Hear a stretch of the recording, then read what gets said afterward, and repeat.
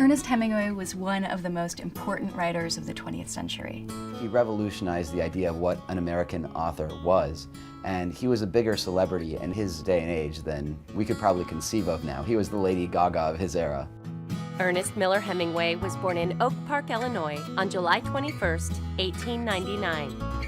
As a young man, Hemingway worked on his school newspaper, and then on graduation, instead of going to college, he went directly to work on newspapers in Kansas City.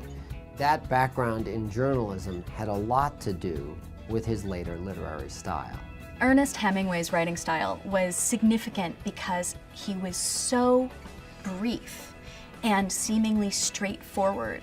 Whereas other writers were writing very long sentences, Hemingway came in and stamped on them with his short little sentences, like army boots.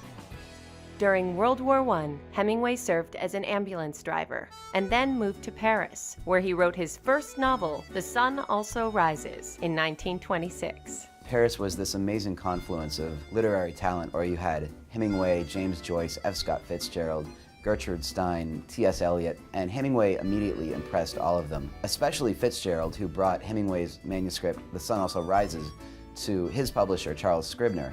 If it hadn't been for Fitzgerald, Hemingway might not be a household name now. Hemingway's 1929 second novel, A Farewell to Arms, was based on his World War I experiences and was a big success. His personal life, however, was often stormy. Hemingway had this pathological thing where as soon as he married one woman, he fell in love with another one, usually a much younger one.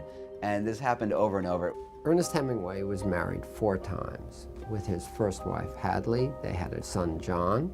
With his second wife, Pauline, he had 2 sons, Patrick and Gregory. He was then married to the journalist Martha Gellhorn, and then finally to Mary Welsh. Hemingway continued to live up to his reputation as a fearless physical writer, as he served as a newspaper war correspondent during the Spanish Civil War and World War II. In 1951, Ernest Hemingway won the Pulitzer Prize for The Old Man and the Sea. Hemingway was further honored 3 years later with a Nobel Prize in Literature. In Ernest Hemingway's later life, he fought depression, anxiety, probably mental illness. Hemingway suffered from alcoholism, suffered from an ongoing battle with inner demons in his life. It started to take an intense mental toll. He would have beer and gin for breakfast, and after a while he was no longer a functional alcoholic. His ability to write was gone, and he felt that that was his essence as a human being. That was his point for being on Earth. Hemingway committed suicide when finally he found that all the virtues that he most valued, self-control and productivity, had come to an end. It was better to go out than simply to flounder on.